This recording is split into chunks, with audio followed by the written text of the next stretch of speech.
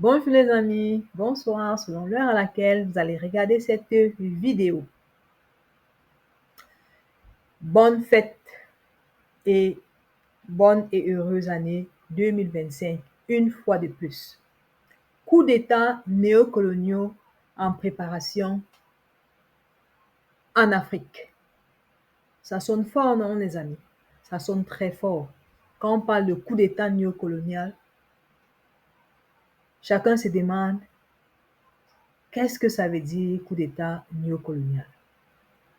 Alors, c'est ce que le professeur Franklin Nyamsi essaye de prouver, de montrer dans la vidéo qui va suivre. Chers amis, le Cameroun, le Congo, la Centrafrique, la Côte d'Ivoire et d'une certaine manière le Sénégal sont guettés par des coups d'État néocoloniaux orchestrés par les Occidentaux. Écoutons les explications et les preuves que le professeur Franklin Nyamsi nous donne dans cette vidéo. C'est le lieu ici pour moi de t'interpeller, toi qui regardes cette vidéo. Toi qui te dis toujours que non, c'est l'affaire des autres, la politique. Toi qui te dis toujours que non, j'ai peur, je ne suis pas concerné. C'est le lieu pour toi de te dire que ton pays et ainsi que l'Afrique a besoin de toi pour défendre ses causes le moment venu. Car si nous ne faisons rien, si toi, au Cameroun, avec l'élection présidentielle qui se profile à l'horizon dans cette année 2025, avec Paul Biya au pouvoir depuis 42 ans et qui ne veut pas lâcher prise, toi en Côte d'Ivoire, qui ne veut pas aller t'inscrire ou alors qui ne voudrait pas aller voter le moment venu avec Ouattara, qui ne fait que s'accrocher au pouvoir en ne respectant pas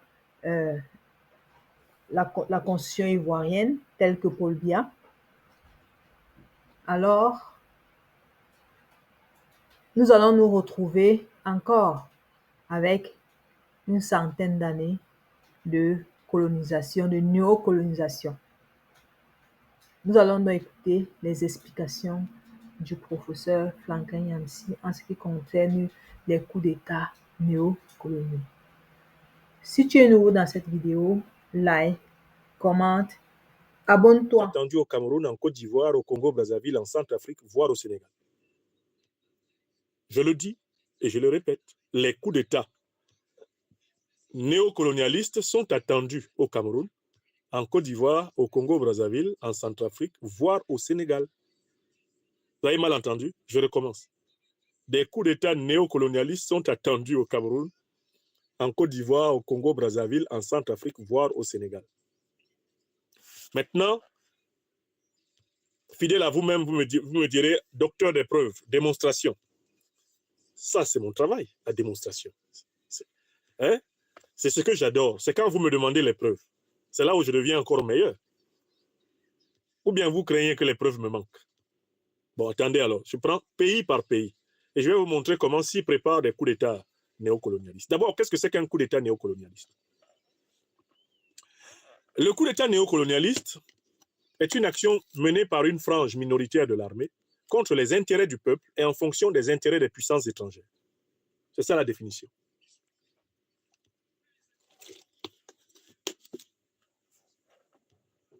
Qu'est-ce que c'est qu'un coup d'État néocolonialiste?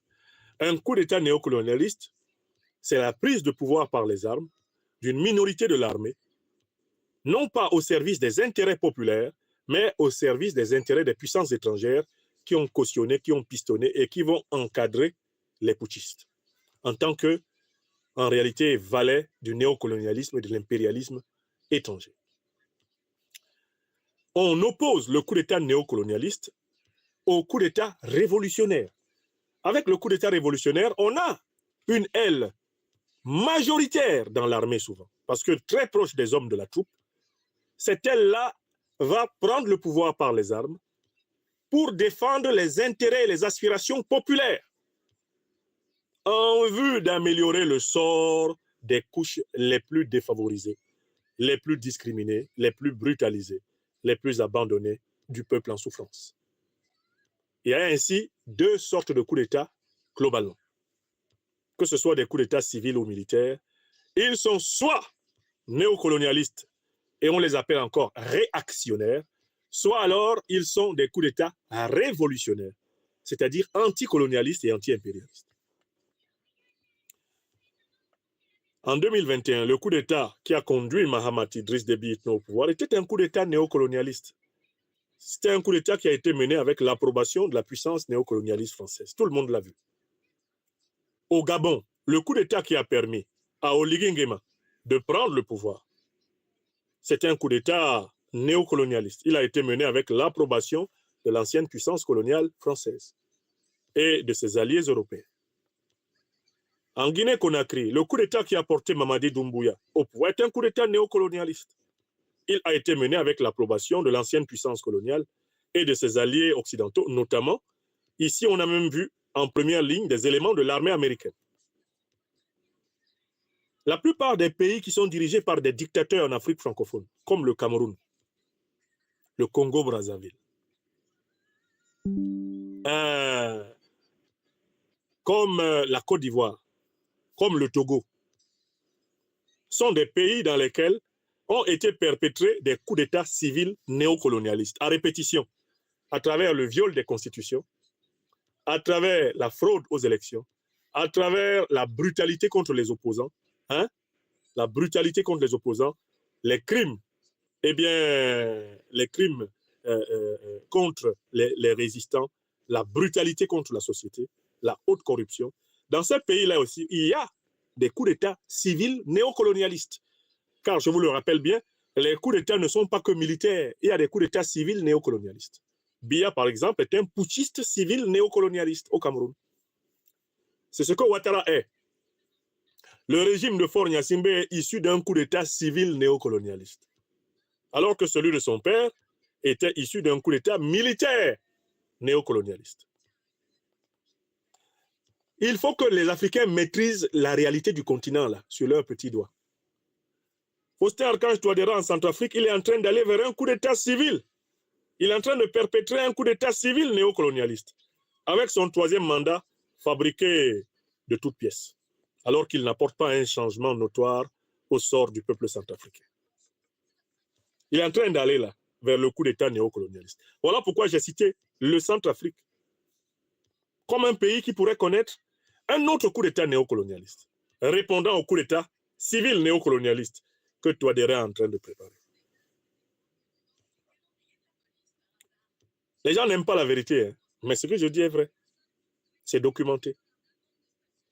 Le Ghana, Nana Akufo-Addo était tenté de faire un coup d'État civil néocolonialiste, puisqu'il ne voulait même pas que l'opposition prenne le pouvoir par la victoire démocratique. Il a fallu une opposition hyper résiliente et vigilante pour que John Mahamad Dramani gagne. Sinon, Akufo-Addo était prêt à faire un coup d'État civil néocolonialiste. D'accord? Donc, le Cameroun, la Côte d'Ivoire, le Congo-Brazzaville, le Centrafrique, le Sénégal. Je commence donc par le Cameroun. Mais au Cameroun, M. Biya veut imposer une monarchie à la tête du pays. Il prend des dispositions pour mourir au pouvoir et pour qu'on organise une élection truquée en faveur de son fils. Or, les services néocolonialistes savent que cette hypothèse risque de ne pas marcher. Elle risque de rencontrer une très grande résistance dans l'appareil d'État classique du Cameroun et dans l'opposition du peuple camerounais. Ça fait trop d'ennemis. Voilà pourquoi les néocolonialistes sont en train de préparer un schéma, un plan B, qui consisterait à provoquer un coup d'État néocolonialiste, un coup d'État militaire néocolonialiste, et donner ainsi une illusion de changement à la tête de l'État du Cameroun pour pouvoir garantir la stabilité de leurs intérêts, voire réaugmenter leurs intérêts un peu en perte de vitesse. Voilà pourquoi on prépare au Cameroun un groupe d'officiers minoritaires dans le pays, minoritaires dans l'armée, soutenus par des puissances néocolonialistes et impérialistes qui auraient vocation à prendre le pouvoir, à simuler la révolution, le temps de tromper les Camerounais et d'organiser la confiscation du pouvoir pour la même élite néocolonisée qui, depuis la mort des grands leaders indépendantistes camerounais, eh bien, confisque le pays sous toutes sortes de motifs contrôlés. Je passe au pays suivant, la Côte d'Ivoire. Alassane Ouattara est dans le même schéma. Il veut mourir au pouvoir et il souhaiterait être succédé par un membre de sa famille. Par exemple, son petit frère, Téné Birahim Ouattara.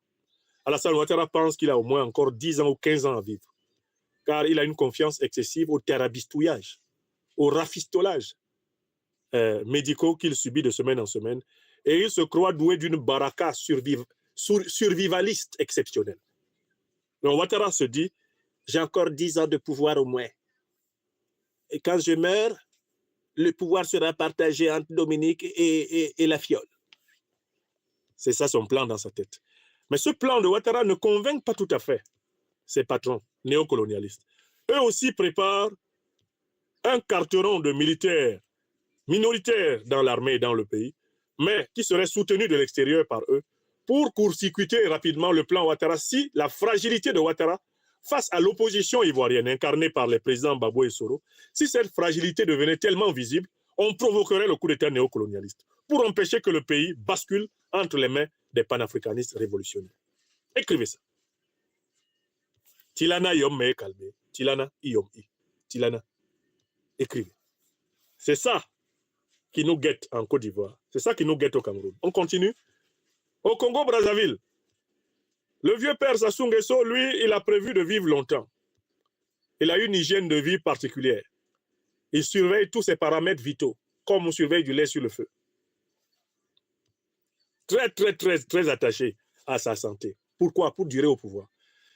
J'ai vu une de ses vidéos où il fêtait son anniversaire et où il dit que lui souhaiterait fêter ses 100 ans. Mais ça, c'est comme l'annonce d'un cauchemar pour le peuple congolais. Si ce monsieur-là doit vivre jusqu'à 100 ans, et comme il est incapable d'envisager de vivre comme ancien président, ça veut dire que monsieur veut être au pouvoir jusqu'à sa mort. Bon, il a prévu quoi? Le jour où il tombe, ça serait quelqu'un de son clan, si possible son fils, Denis Christel, qui récupère la chose. Voilà le plan. Mais les maîtres néocolonialistes n'ont pas confiance en cela. Ils ne sont pas sûrs que même à l'intérieur de l'appareil d'État congolais, le schéma de Denis Sassou Nguesso là, pour Denis Christel puisse marcher. Ils ne sentent pas ce schéma. Donc, ils prévoient qu'un groupe d'officiers, minoritaires éventuellement, fasse le coup d'État au bon moment. Bref, un groupe d'individus oligarques, un groupe d'individus Mamadou Doumbouik, hein? Un groupe d'individus Mamadou Doumbouik ou oligarques. Ce groupe-là aussi est préparé au Congo-Brazzaville progressivement, parce qu'ils ne veulent pas être surpris. Il ne faut surtout pas que le Congo, qui est encore une manne pétrolière et gazière importante, bascule entre les mains de panafricanistes révolutionnaires congolais qui reprendraient le travail du camarade Marien Gouabi là où il a été interrompu. Ah non, ça pleurerait dans toutes les chaumières du néocolonialisme et de l'impérialisme occidentaux pendant des heures et des heures. Qu'un autre Marien Gouabi émerge au cœur du Congo-Brazzaville. Ah non, surtout pas ça. Donc, on prévoit un coup d'État néocolonialiste. J'ai cité qui encore? Centrafrique. Mais Touadéra a décidé d'aller vers une logique de présidence à vie. Il veut le 3e mandat, il veut le 4e mandat, il veut le 5e mandat. Touadéra est incapable de se concevoir comme ancien président centrafricain. Il a pris goût d'une manière extrêmement irrationnelle au pouvoir et il est en train de développer toutes les mauvaises habitudes des pires dirigeants africains. D'ailleurs, qui sont ces modèles, Touadéra? Il a montré au monde entier qui sont ces modèles. Ces modèles, c'est Paul Biya, c'est Obiang Nguema, c'est Denis Sassou Nguesso. Ce sont tous ses conseillers. C'est sur eux qu'ils se règlent.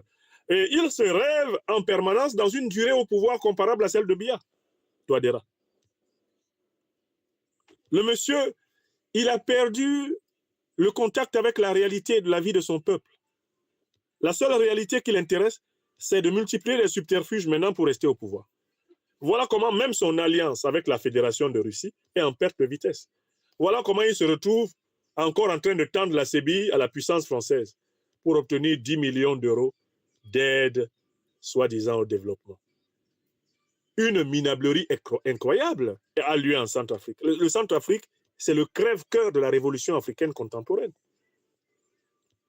Où en est le fameux projet de la monnaie indépendante centrafricaine? Où en est la fameuse crypto-monnaie Sango qui devait permettre à ce pays de faire entrer des devises et d'investir? Où sont les projets hardis qui avaient été promis à ce peuple, qui se retrouvent ramenés au point zéro? Nous sommes déçus de la politique centrafricaine du président Touadéra et nous le disons. Nous disons qu'il a pris les pires exemples comme ses modèles. 1, 2, 3, il est chez son papa Paul Biya, le despote de mon pays natal, pour demander des conseils. Paul Biya espère en quoi en politique? Il n'espère qu'en l'art de la conservation du pouvoir, non pas en l'art du service du peuple. Quand tu prends celui-là comme maître, eh bien, tu peux faire 50 ans au pouvoir, tu n'apporteras rien de bon à ton pays. Parce que pour Paul Biya, le but de la politique, c'est de rester au pouvoir. Or, c'est la définition la plus nulle, la plus égoïste, la plus narcissique, la plus stupide de la politique. La véritable vocation de l'action politique, c'est le service du bien commun. Et le service du bien commun, il passe par la capacité d'aller au-delà de la perception qu'on a de notre bien personnel et individuel. L'individu serviteur de l'État doit toujours servir l'État de telle façon que lui, il cesse d'être nécessaire à l'État. Il faut que l'État fonctionne tellement bien que l'État soit préparé à se passer de lui. Celui qui a construit l'État, de telle façon que l'État puisse vivre après lui et sans lui, et que l'État soit viable, celui-là a rendu le plus grand service à l'État. Or, un individu qui attache la vie de l'État, qui est une personne morale et collective, à sa vie singulière et individuelle, c'est un criminel d'État. C'est Paul Biya. C'est Ouattara Draman. C'est Gnassingbé Yadema. C'est Denis Sassou Nguesso. C'est Théodore Obiang Bazogo. Des gens qui attachent le destin de l'État à leur existence individuelle, singulière, à leur frêle mortalité. Après moi, le chaos. Moi ou rien. Vous connaissez cette psychologie du dirigeant africain criminel. Voilà la vérité.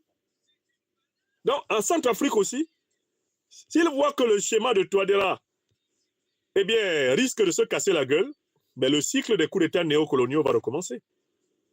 Un officier minoritaire soutenu par une alliance de puissances néocolonialistes et impérialistes va surgir là et faire son numéro à Bangui. Et comme Touadéra est en train de perdre le contact avec le peuple centrafricain, mais son régime peut tomber à tout moment sans même que quelqu'un n'éternue. Son régime peut tomber à tout moment sans que quelqu'un éternue, même à Bangui. Parce que les Centrafricains ont espéré quelque chose autour, mettons, de 2019-2020, autour de ce régime. Mais où est passé l'espoir 4 ans plus tard? On apprend qu'ils sont en train d'aller chercher 10 millions d'euros à Paris. 10 millions d'euros.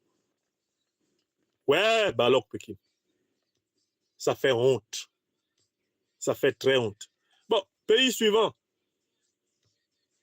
Le Sénégal. Mais le Sénégal, contrairement aux apparences, c'est un pays qui est encore en crise politique.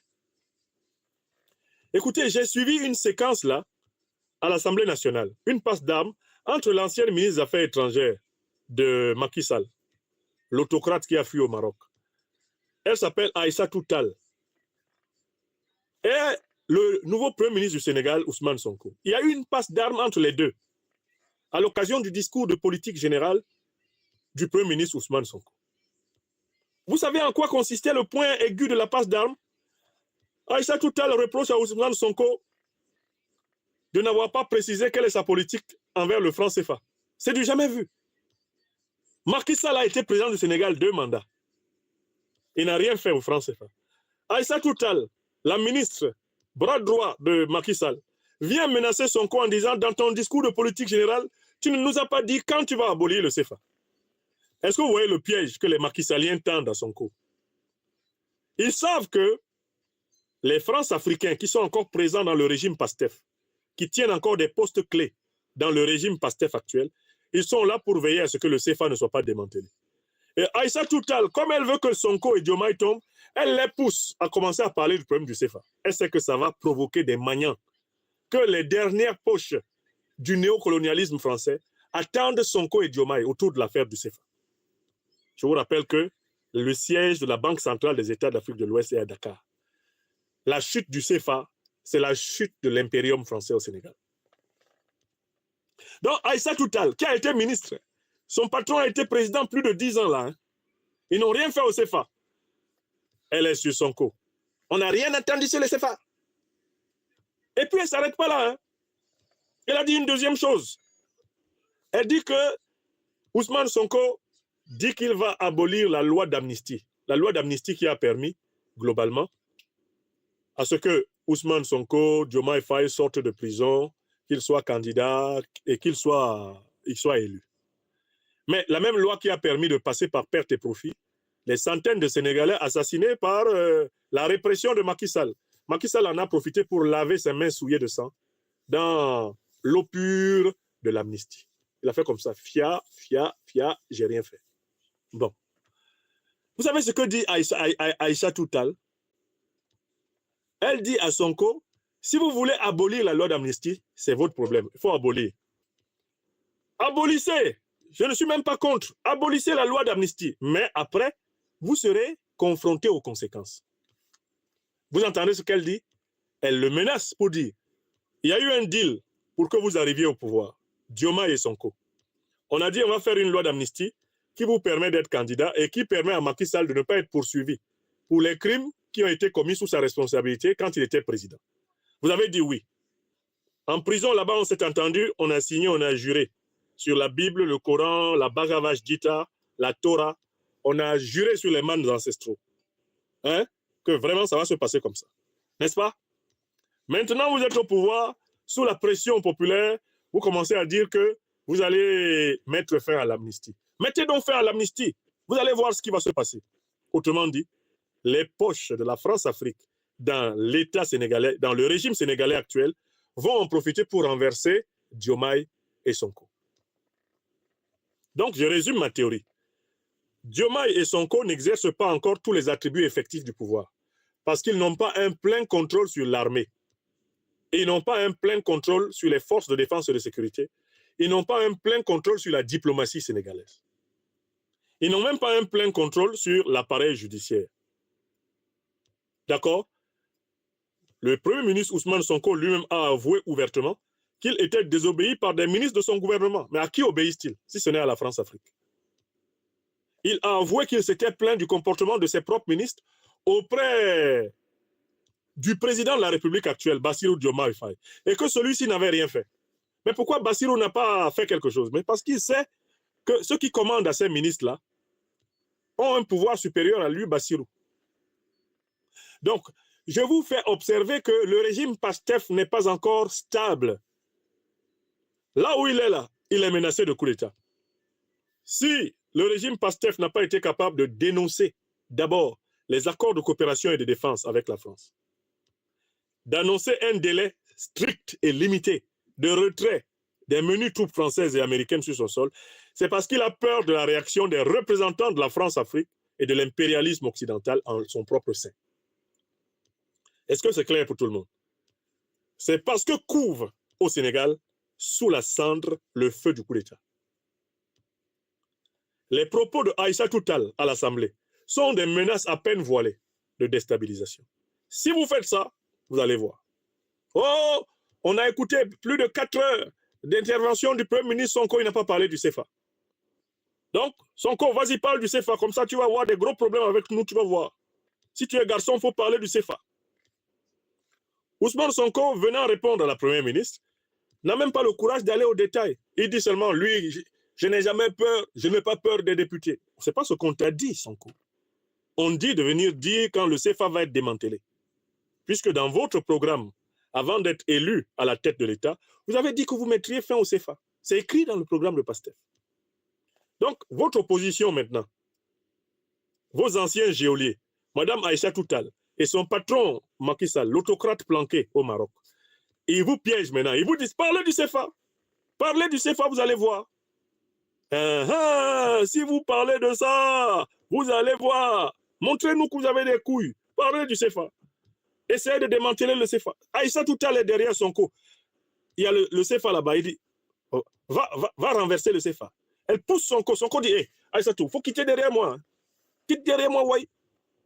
Aïssatou pousse Sonko. Sonko, mettez fin à l'amnistie. Sonko dit Aïssatou, attention, hein.